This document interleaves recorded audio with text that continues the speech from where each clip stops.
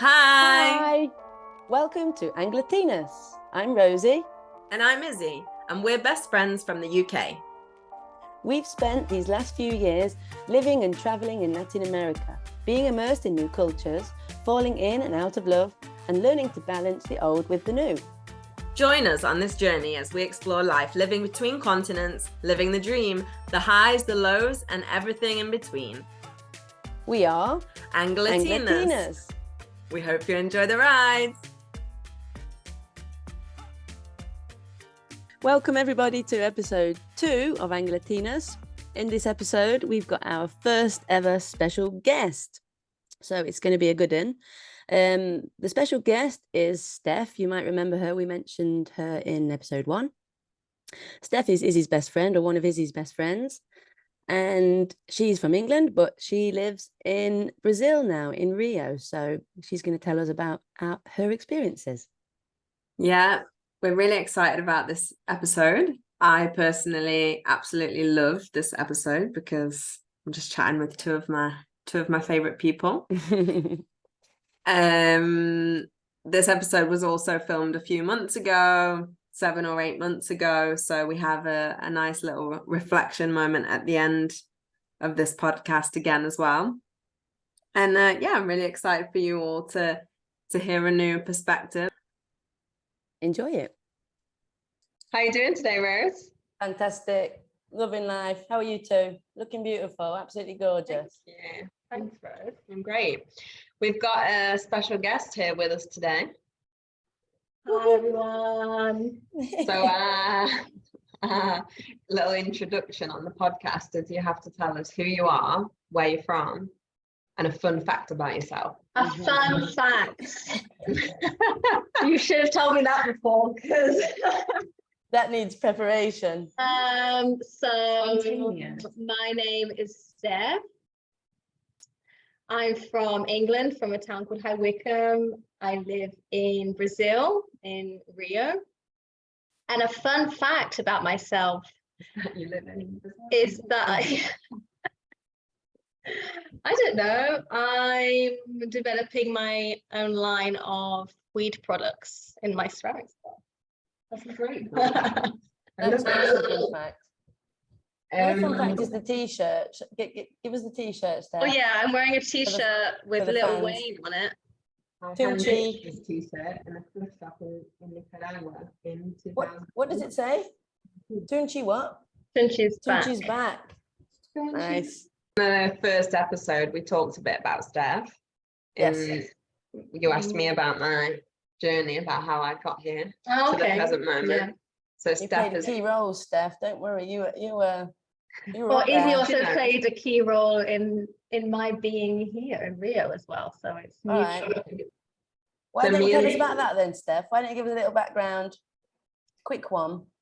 So I don't know what you said last time. I assume you talked about Nicaragua first, but after that trip in Nicaragua, we decided to travel together after university. And Izzy was already planning to live in Colombia after we finished traveling, and I was kind of like umming and ahhing about whether I should or whether I should, go back to England and get a career job in London and start earning a salary. But I don't know, I think Izzy just helped me to take the plunge and not be so scared about what my parents would think or being judged for wanting to do something a bit different. And yeah, whilst we were traveling, we were traveling around Brazil for 2 months. And during that time, we came here to Rio, and it was definitely one of my favorite places, and probably the place that I could see myself living in, because I really like cities, but I also love nature, and Rio has both. So it was kind of like the perfect place for me. It's kind of like I was saying yesterday, that my favorite thing about living here is that it's laid back. It's like city life, but in a laid back, more informal way compared to some other places, obviously. It's not got that hustle and bustle kind of chaos A lot. It does. It's very chaotic, but Just in just like flip-flops. in terms of like, yeah, like the way people dress and treat each other and like the things that I do for fun, for example, like go and drink beer in a bar outside on a plastic table and chairs. Like Yeah. obviously you have like more not everywhere's like that, right? You have Yeah. bars that are nicer or restaurants that are not necessarily nicer, but Mhm. better infrastructure. But I really like this. I like living outside, you know, I like doing things outside, and here I can do that most of the year as long as it's not raining. So yeah. Can you hear that? Yeah. What is that? Somebody, I don't know, I don't even know what that is. Probably somebody going down the street on one of them push bike. We get that a lot here, like on my street there's always like different vans coming around selling things. Like I don't know, there's a guy that sells prawns, there's a guy that sells eggs, there's a guy that sells like different sweets and stuff, and I'm like trying to give class, and there's just this microphone like trying to sell things. Oh, very nice. Literally. Isn't that such a mad thing about this part of the world? And it's weird. Well, like obviously you guys are really far away from where I am right now, but that's a huge thing that's in common, that also in England we don't have that. I was trying to say to Val, like, we don't have, the only thing we have is the ice cream man. That's the only thing And the we have is the milkman ice in cream some man. places. The what man? The milkman. Okay, right. I don't, But he doesn't announce his arrival like that, does he? Right? Yeah, that's true. He doesn't like drive down the street shouting milk, milk. Yeah, exactly. And we were with some of Belle's friends at the weekend, and I was saying, you don't understand how weird that is to a non-like Latin person.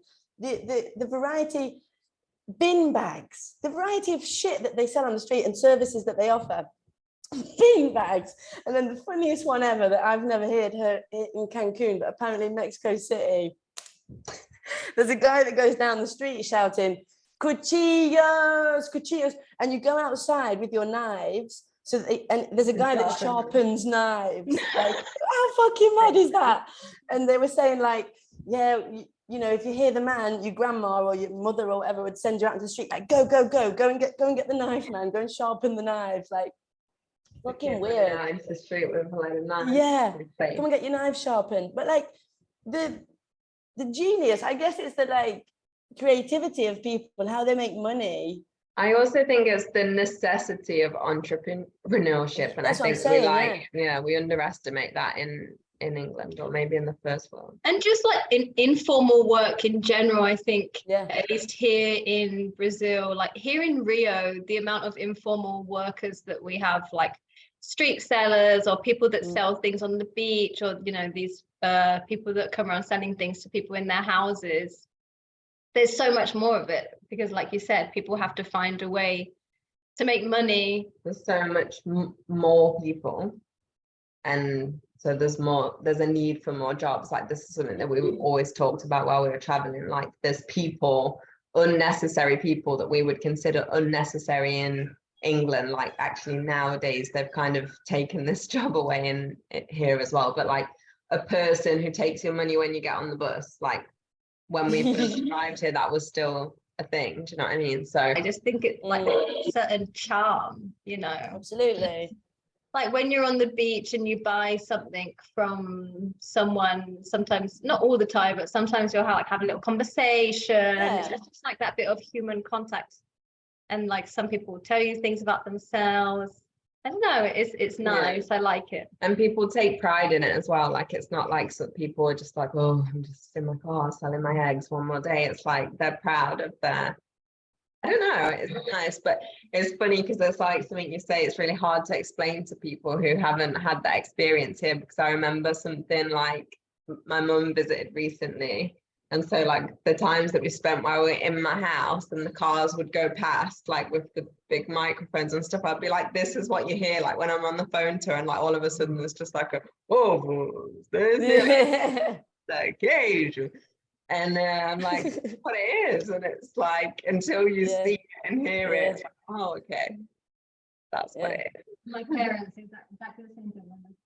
Almost every time I call my parents, there's some sort of noise in the street below. Like, and they're like, so. And then the guy who comes to collect like the scrap metal. and Yeah. turns into- Yeah. Forgot Which about that. Of course, funny. we've got that. Yeah. Any old scrap buyer. Yeah, Yeah, that's scrap actually buyer, one man. that we. Did you have that in High Wycombe? No, down Probably south not. it's not. Wasn't that such a No. common? Miles apart. So close yet so far apart. Yeah, exactly. How you mentioned that you had in mind that you would go back to England and get this salary and get like have a career. So when you first came to, because our stories are a little bit different. I think it's worth mentioning that as well, because we came here together, and like I said, I went to Colombia, but you went back to England with the view to coming back here.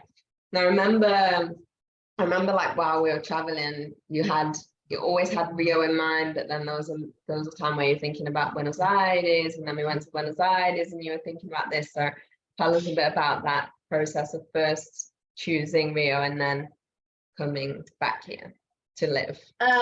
Yeah, so quite easy actually to make the decision that I wanted to try living here in Rio. So yeah, I went back to England at the end of the trip, and I stayed there for about 5 months. I just worked a temp job just to save money, really.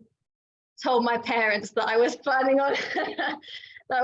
on coming back to Rio, which How did they take it?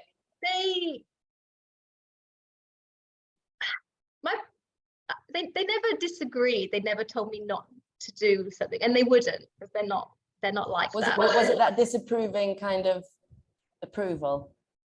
Yeah, it was. I think they maybe didn't really understand. I think maybe they thought that I was just kind of coming back to do more traveling. And my dad said to me, like, oh, do you not want to like stay here in England and like move to London and start a career? So I think he was kind of, it was coming more out of worry, I think, actually. The like unknown. The unknown, yeah, like why is she going back to Rio? What's she gonna do there? You know, she doesn't really know anyone there or have any like connections there. So it was literally, yeah, I'm going to Rio to, yeah, potentially. Actually, at the beginning, my idea was to stay for 1 or 2 years. I just wanted to like try living in a different country for 1 or 2 years. I've been here 5 years now. Oh my gosh, today is 5 years, I think. No way. Oh no, it's not. 2 days ago. And what did you do when you arrived?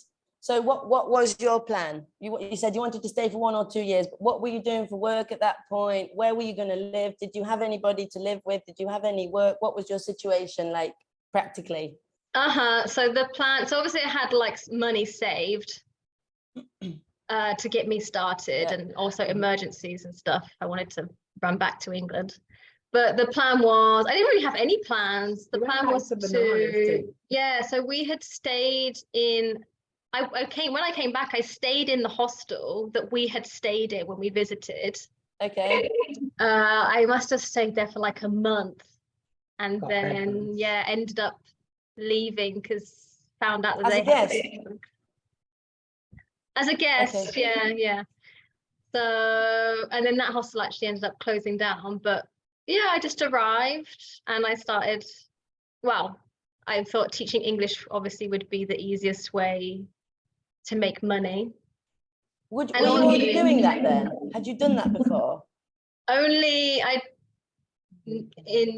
did like an exchange during university where I taught English in Nicaragua, but it was only like a month-long thing. So I'd never done any extensive teaching, and and in England I wasn't teaching. But I studied English literature at university, so I have had some experience with the language. Yeah. A lot of experience with the language. But yeah, that was the plan, to kind of teach English to earn money, basically. And it's something that you can do working informally here as well. So obviously I didn't have the right to stay here in terms of Yeah. a visa at the beginning. So I needed to be able to do something that I could earn cash in hand, really. Uh-huh. And yeah, it just started off like that. I was lucky because one of the guys in the hostel, he worked in an English school. Like, he's a Brazilian guy who worked there, and he also worked in English school, and he managed to get me an interview. And I started off there, really. I think I was there for maybe a year, and like during that time, I started getting some private students as well, because normally the English schools don't pay very well. So the plan was kind of just to do that, to like get some experience and keep me going whilst I was trying to like get my own students, really. And then after about a year, I had enough of my own students to leave the school and just go completely private, which is what I'm still doing now. Wicked. And did the school give you work permit or a work visa, or how did you remain? No, so firstly, so I had a tourist visa which I extended for like 6 months, and then after that I managed to get a student visa because I was studying Portuguese. Wicked. So I had a student visa, I think from a year and a half, 2 years almost, which I obviously still didn't have the right to work, but as I was working informally, it wasn't a problem. And then when I started to realize that I wasn't, well, after 1.5, 2 years, when I realized that I wanted to keep living here in Brazil, I had to obviously look for another option in terms of visas. And I did something called a stable union. The equivalent would be a civil partnership, but it's, yeah, you basically just declare that you're in a serious relationship with someone. And once you do the stable union, and then you apply for a visa based on the fact that you have a stable union, like a residency visa. So after that, I got residency for 10 years. Fantastic. So that's you for 10 years now. Yeah, like eventually after that, I'm planning to just apply for citizenship, which I can do in a couple of years. It's difficult. I made it sound really easy. It's very bureaucratic, and like it's very frustrating. But I mean, I think both me and Izzy, we've always done all of our visa processes ourselves. Like we've never paid like a lawyer. Exactly, which probably is much easier. But it's just one of those annoying bureaucratic things that you have to have patience. And there's a lot of paperwork, and then the paperwork that you do get has to be translated by an official, everything like that, right? And there's fees and everything within certain time frames. That's probably important to point out, that like, although, well, you two are stable kind of residents in your countries, I'm not, but you know, just because we have you two here, it's not like, oh yeah, just go to Brazil and just find someone who will get a stable union with you. It's not it's not, is it? And also it's a ball ache. Let's say it's a fucking ball ache. So it's just like at that time, like I didn't want to go back to England. So I was like, if I don't get this visa, like what am I going to do? Like I really want to be in Brazil. So it's kind of like I felt a lot of anxiety, because even though I was pretty confident that they would, you know, give it to me, you never really know. And there were some problems that I had to like sort out, and it's just a bit nerve-wracking, you know. You just feel a bit like, what am I going to do if this doesn't work? 100%. Now I think when you're doing it, you kind of just you do realize it's hard, but you just kind of just get on with it. And then like when I look back now, I think like, how did I manage to like go through all of that alone, pretty much? Like I didn't have anyone here to support me. Like obviously I had support from like afar, but it's really difficult. And we were having this conversation, and he said, oh well, you know, people could potentially do what we've done if they wanted to, right? They look at our lives and they think, oh, that looks really cool, but it's difficult, right? You have to like be persistent and just be strong, because you know things are going to happen and you're going to have to deal with them, and probably you're going to have to deal with them by yourself a lot of the time. So it's it's worth, like Yeah. for me, it's completely worth it, but it's, you know, The day-to-day is difficult as well, not just like, you know, these kind of big decisions or these big applications that you have to do or anything, but the day-to-day, especially when Yeah. you first arrive and you don't speak the language, or you don't have that many friends, or you're just getting to grips with those kinds of things, it's fucking lonely, or it can be really lonely and really difficult. And that's like, when you're saying about being proud of it, that's one thing that I think, you know, definitely deserves a big kind of respect, is getting through that. Because although it's all like great now and you've both found your feet and very much kind of social in your bubbles now, you know, I imagine it wasn't always like that. And it is, there are times when you're like, oh my God, what am I doing here? Or I don't know. no, I feel like for me, I would say only now, actually, the past 6 months to a year, that I felt like truly satisfied with like with my social life, or like the things that I do, like you spoke about, like loneliness. That's something that I felt so much. Like the first year was, you know, a lot of crying because I have a really like close group of friends. I have lots of close friends back in England, and obviously I miss them. You know, I miss like going out with my friends and just, I don't know, just doing normal things and like being comfortable and having things to do as well. Like people inviting me to do things, or like when I first like was here, I did a lot of stuff alone because I didn't have anyone to do things with. But it takes time to build up like a a whole new life. You take that so for granted, like throughout your life, you're always in situations that are like set up for you to be able to make friends. Like you go to school,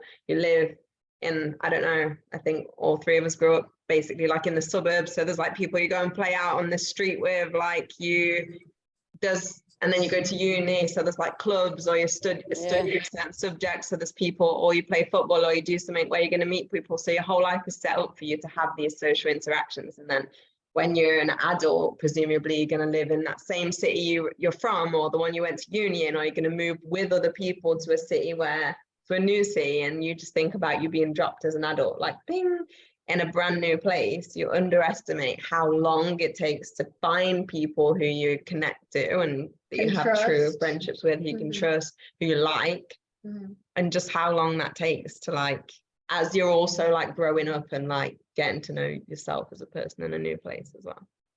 But then when it started happening, it's like, it's great.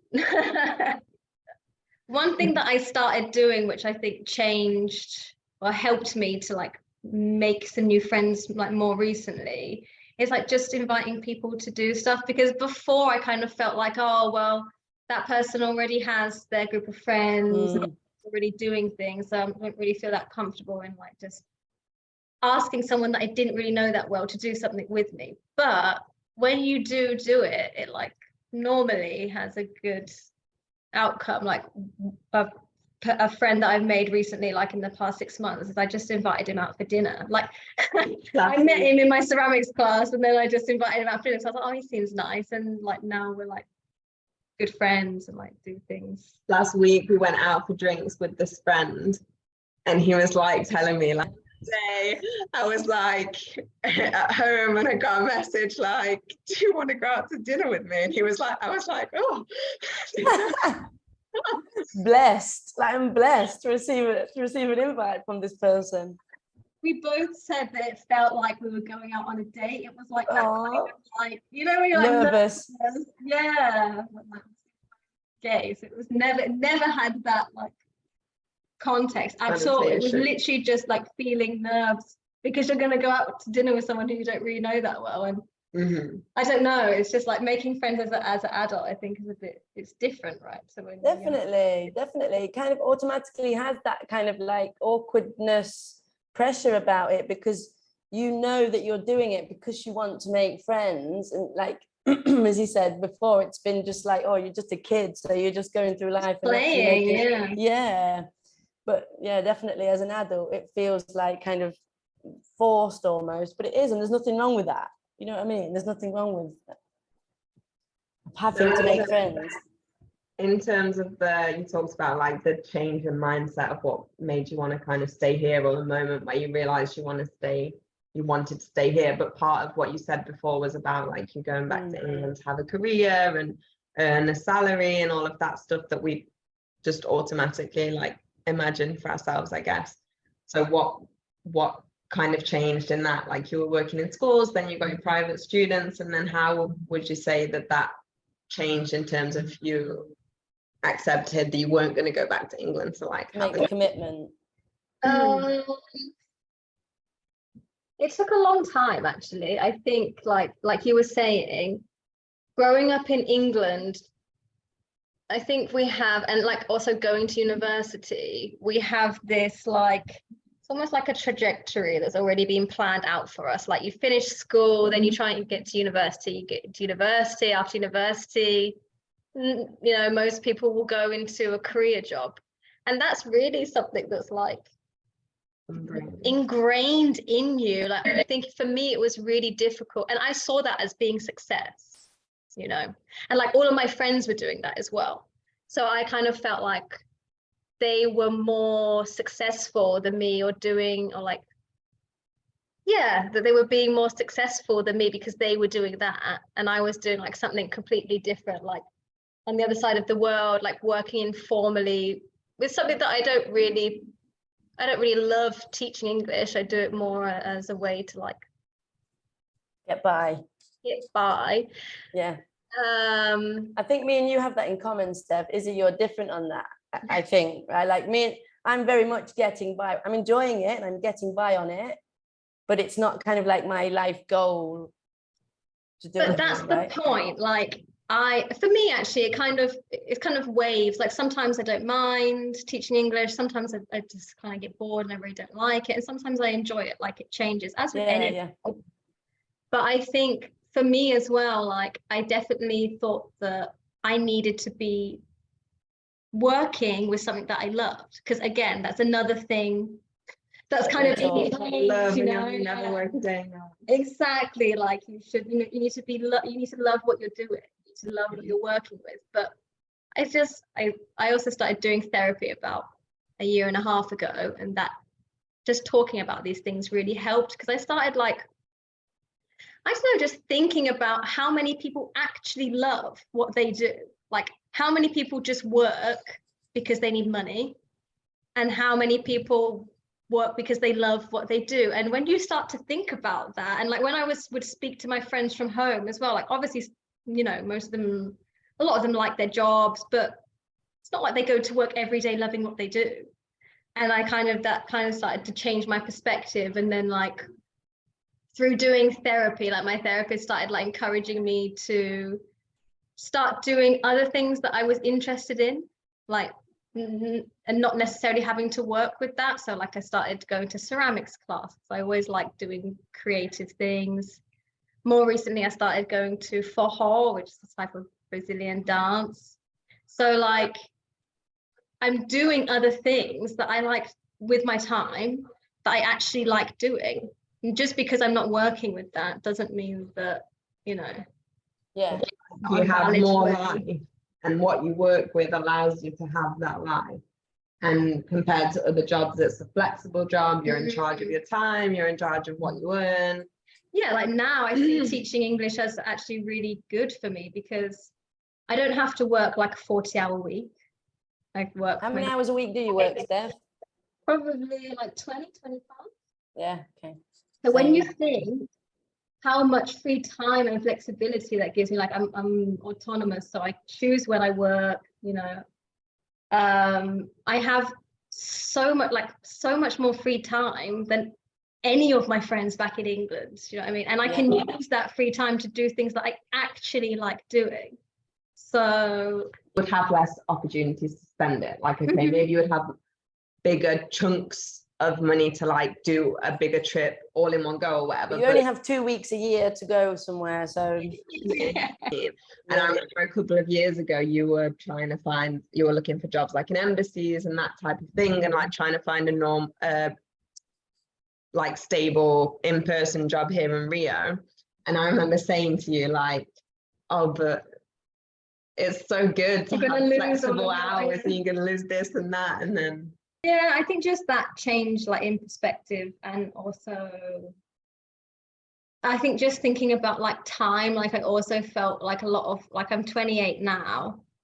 And I think again, we have these ideas of like what you're going to do when you're 20, where you're going to be when you're 28, where you're going to be when you're 30. And I felt like I was getting older and I still hadn't found like, you know, that job that I'm going to be really passionate and love. And that was like another thing. I think I was very worried about time.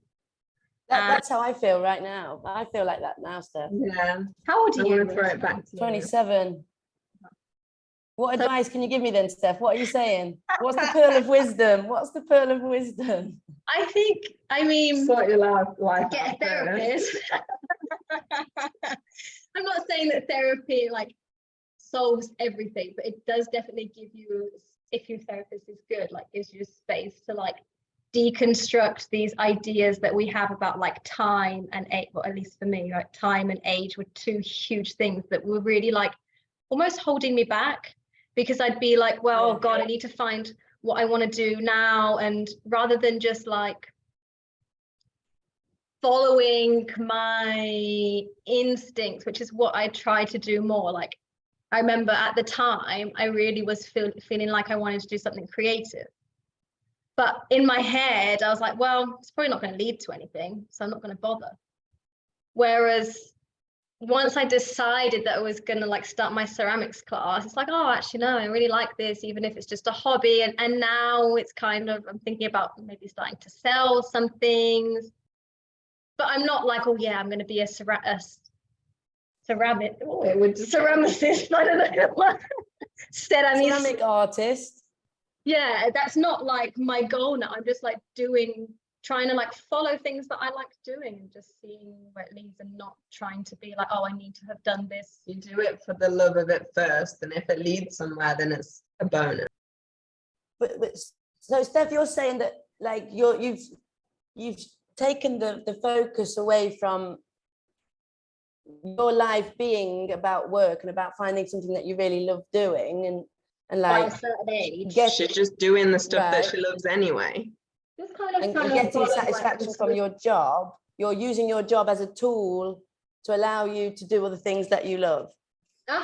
Exactly. Yeah, exactly Mm. that. And like it's even now, like sometimes I feel like a little like, oh God, I want to, I still feel that pressure sometimes in terms of age and time, but I'm a lot better at kind of just like trying to forget about it when that happens. And it takes a long time to like unlearn those things, because I don't know if you find this as well, but like I always felt a lot of, I know they didn't mean to put pressure on me, but with my parents, they would always like ask me like, oh, well, what are you don't really like teaching English, so what's the plan? Yeah. What are you thinking of doing? And I felt pressure because of that. Like it made me feel like I should be doing something.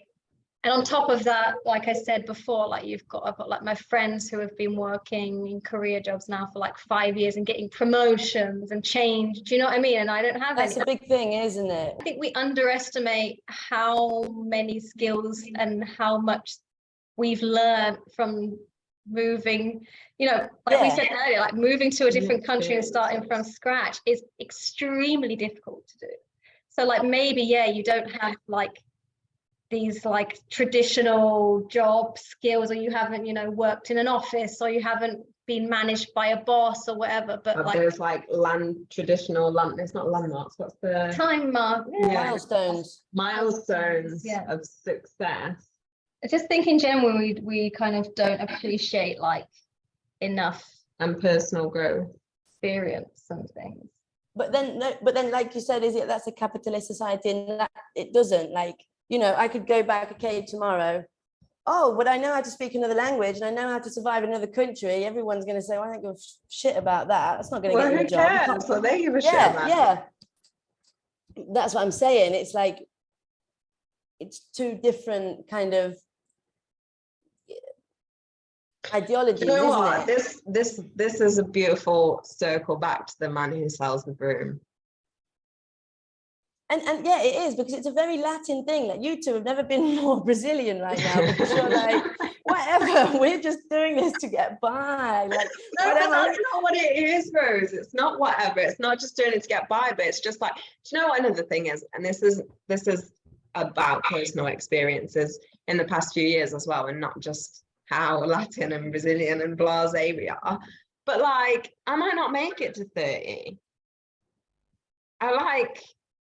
Obviously, I probably will, but I might not make it to 30. Like, I don't know. In the past like 6 years, I had like a near-death experience. I have lots of people around me who have died young. Like, I'm not saying that these thoughts and things don't affect me, because obviously they do. Like, we're all human living in the same system. So like, obviously I have those same worries, but I just always try and ground it back down to the thing of like, me Live for the now. It's not living for the now in terms of like, oh, I don't need any money in the bank and I don't need a safety net.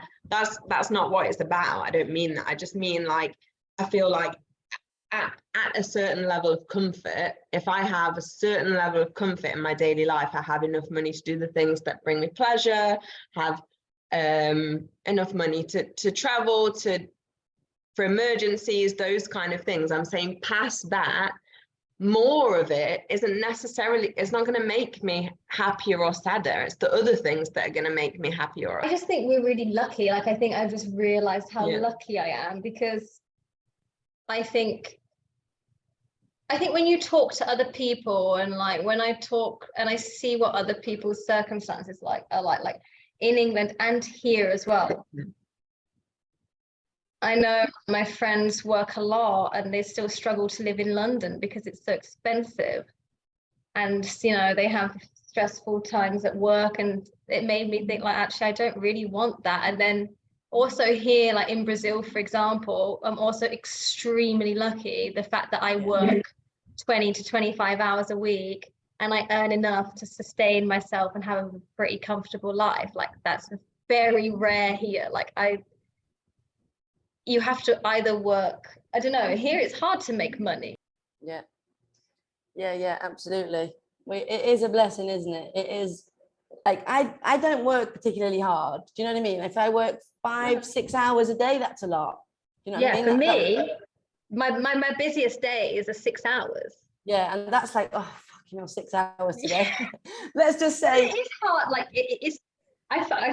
Sometimes I think like, oh, I'm not really working that much. But when you're giving classes, you're on for an hour. Of course, yeah, 6 hours of talking. With you one-to-one. Yeah, that's a lot. Intense. Yeah, that's different from being in the office for 8 hours and like, yeah, I can just have emails, or eat some. Yeah, exactly. So it's more intense, but yeah, I get what you're saying. Of course, because then also you've got all the planning. Let me say this, you know, it's not as easy as it looks. There's planning, there's post lesson, there's all of that shit, messaging all the time, constant kind of. We could have another episode just purely about the trials and tribulations of being a ESL teacher, because it's hilarious. But anyway, Rose, I'm not saying that that's what you should continue doing if you don't like it. That's not what I mean. I just agree with Steph that like the job doesn't have to, I think that other things should be in place before you worry about that, because as long as. Because also like, you never know. I think I'm just much more relaxed in terms of like, obviously at some point maybe I'll work with something else, and I would like to do that as well, but I'm just not in a rush anymore to like, I'm not like desperate decide what that would be, or I'm just, Remember. My thing with it was less about money. I mean, less the financial side of it and more job satisfaction side of it. So I often think about, I don't think about how much I could earn, of course, whatever. I think about how much happier could I be or would I be if I was doing something that I really felt fulfilled about, that was doing something constructive. I know teaching English is constructive to a lot of people, but I mean, you know, kind of bettering the earth, let's say. I've kind of wanted to move into like sustainable projects and things like that I think I would at the end of the day look at what I'd done and feel more rewarded and like I've achieved something more But than what I get now Can from I- teaching it. You can. why does gonna- that have to be like, because I felt that as well. Like I felt like, I didn't feel fulfilled. I didn't feel proud of what I was doing. But why do I need to feel like that at work? Like Why do I I'm need to getting want those money? feelings from other Yeah. things. Like I started working at not work. I started helping out at an NGO every now and again. Like as I already said, the ceramics and stuff, and I get those feelings from Yeah. the other things that I'm doing. Yeah. Like there's nothing to stop you like finding an NGO which works with sustainability, and you start just because you have the time. That's the point, right? Mm. Like, and I think that's another, because I felt the same way as you're feeling now, and it's kind of, I don't really feel that anymore because I feel like I'm getting that from things that I'm actually passionate about and other things that I'm Yeah. doing. And it's kind of like we say about like if one day that turns into a job, then that's great. But like the pressure on Yeah. the we're saying about that needing to be like today. Doesn't mean like you shouldn't like not pursue Yeah. those desires. I'm just saying like I don't think that you necessarily can only get that from like paid work. I get it. 100%. Okay, Steph, can I ask you about like you were saying before about making this commitment to wanting to stay in Brazil and you weren't sure until quite recently. Yeah.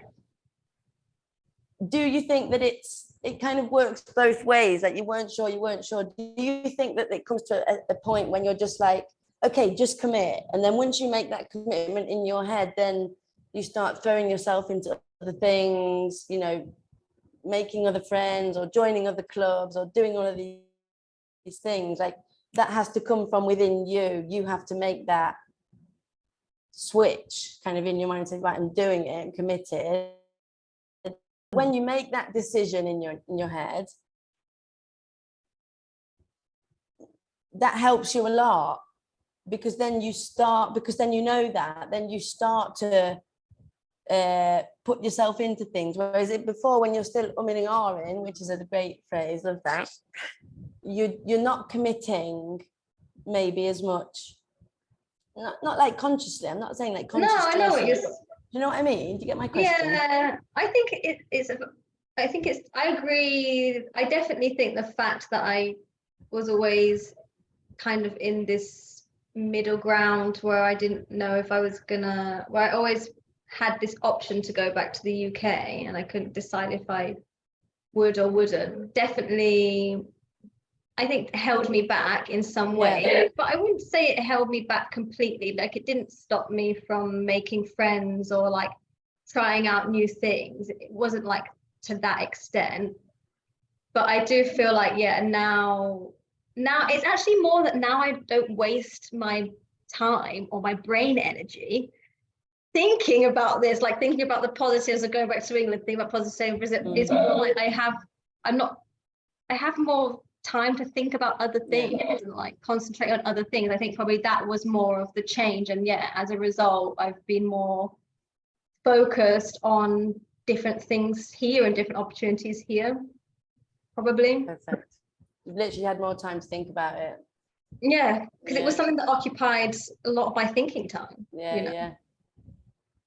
And it's annoying. I was like, the reason I started therapy was because of that. I was so frustrated with thinking about that all the time. Do you know what I mean? I was like, I need help. I need to talk about it because it's just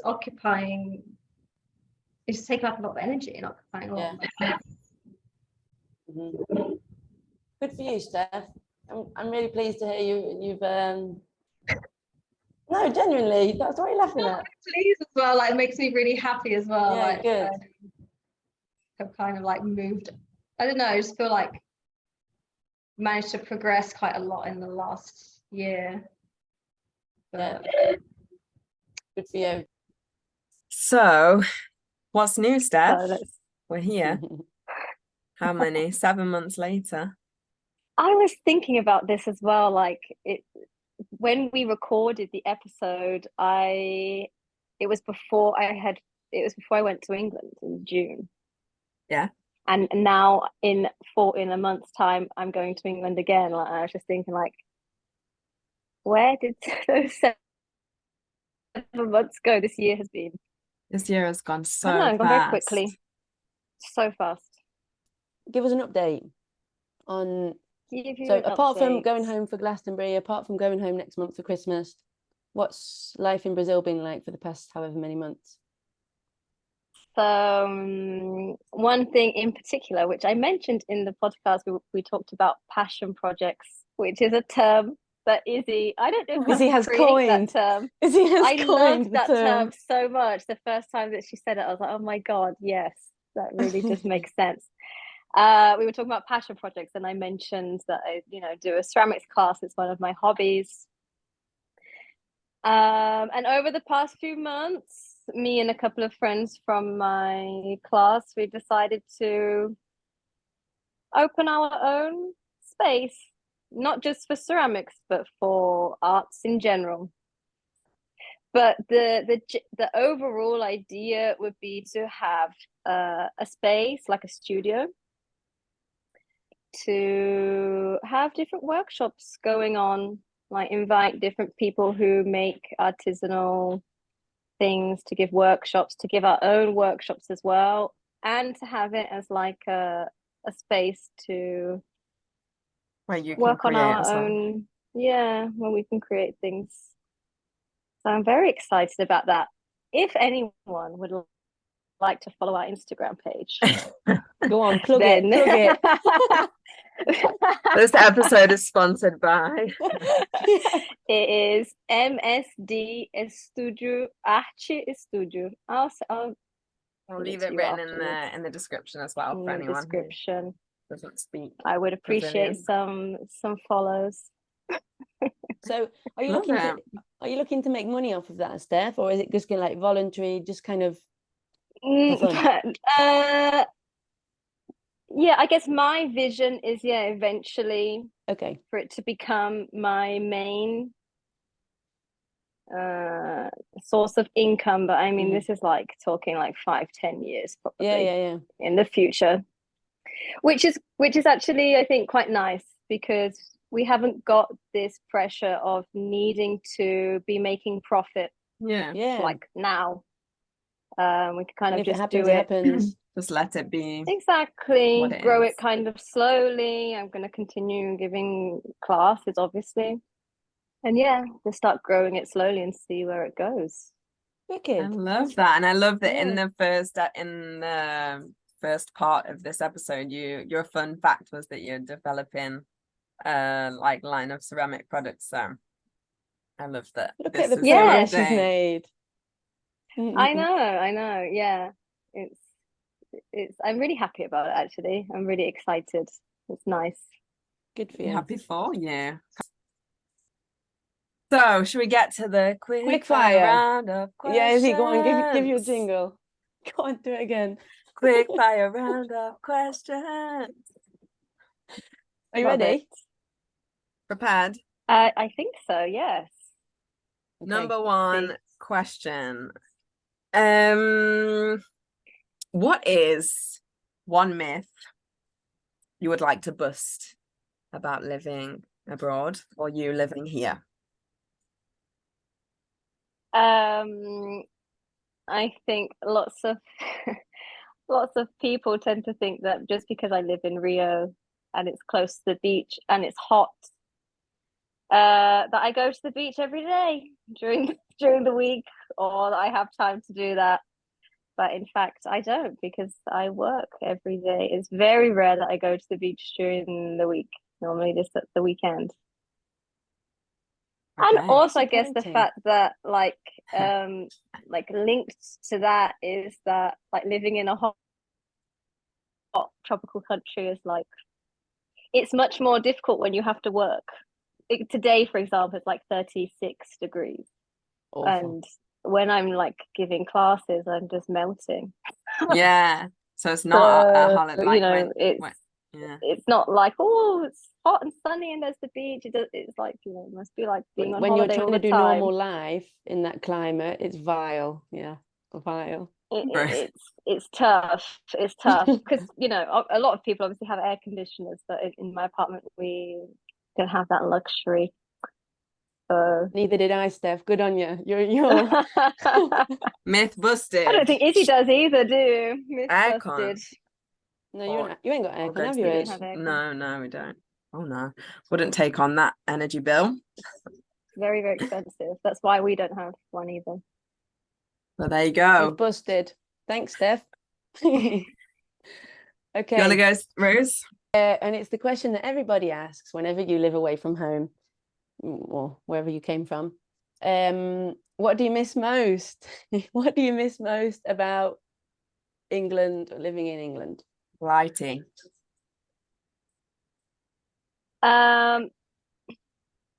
It's a hard question, actually. I think if you'd have asked me that question, I've been living here for 5.5 years. If you'd asked me that question after 1 or 2 years, I think my answer would have been very different. I'd probably have a list of things. But I think over time, I don't miss things so much like I used to miss, like certain foods, or even like certain TV shows that you can only get on like open channels. But I think Homes Under the Hammer. today- Are you referring to Homes Under the Yeah. Hammer? that's the one. Homes Under the Hammer, Judge Rinder. That daytime TV that I can't live with. Now I've just substituted it for like trashy Brazilian TV. Oh my god, yeah. But I think one thing that sometimes I feel like I'm missing out on more recently, since my niece was born, is probably seeing her more frequently. But apart from Because people, like a thing that's specifically about England, because for example, your family could choose to move here tomorrow, or they could move to France, and then what do you miss about England? Okay, I've got a good one. I've got a very good one that I actually really do miss. I miss that in the summer it stays light until like 9-10 o'clock at night, because in Rio, even in the summer, it gets dark at 7. Yeah, that's a great obviously the mornings are still light. Like here, I would say in the summer it starts getting light like 4:30, and in the winter 6. But yeah, light evenings, I miss Beautiful, that. isn't it? Like being able to like finish work and it still be light. I think you just feel like you have more energy. Defo. So yeah, that's Good. good. All right, last question. Last question. If you knew before, so before you came here, before you planned to move away and stuff, if you knew then what you knew now, what would you do differently, if anything? So I don't think I would do anything differently, because I think everything happened in the way that it was supposed to happen. But I think I would probably tell myself to follow my instincts, or trust in my instincts more, and to not put so much pressure on myself, especially in the beginning. Like I think maybe in the the second year, I put a lot of pressure on myself, and like comparing what I was doing to what everyone else was doing, which I speak about in the episode as well. So yeah, trust my instincts more, because normally they're right. Love it. That's Very great good. advice. Yeah, it is. It is Really good nice life advice. I think we forget about that. Yeah. I think we tend to go with like logical, not everyone, but I think at least, well, I always went with the logical rather with the emotional. Yeah, the feeling. Yeah, and that's like what you said at the beginning as well about your update and your with the studio and this new project, like in terms of there not being like a time limit to like reach. And I think it's always good to remember those things. Do you know what I mean? I think at our age, approaching 30, it's easy to enter into that kind of mindset of like comparison, or think that you should be in a certain place, and you know. Exactly. Yeah, I think this process, like with this, what's happening, like which started as me just feeling like I needed to do something artistic. I just had the feeling, you know, I was like, I need to do something artistic. And then started doing ceramics classes, and look where we are now. So Well, thanks, Steph. We really appreciate you joining us for a second time. yeah, well, you're welcome. I hope when, you know, maybe in the future I'll be invited back again. Yeah. Talk about another topic. I would love to. Thanks for coming on again, Steph. Thank you. It's been a pleasure. I've loved it. You've been listening to Anglatinas. Bye.